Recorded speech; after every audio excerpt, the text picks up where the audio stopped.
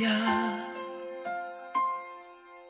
Bakit ka ba naghihintay? Nahimukin pa, pilitin ka ng tadhana. Alam mo na kung bakit nagkakaganyan.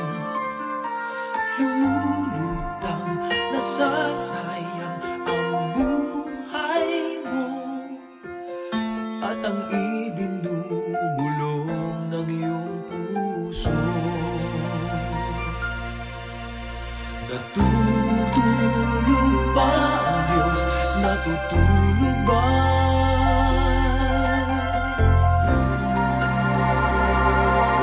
At ikaw ay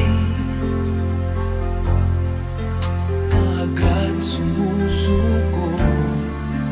Kunting hirap at munting pagsubok lamang. Bakit ganyan? Nasaan ang iyong tapang? Naduduwag, nawawalan ng pag-asa, at iniisip na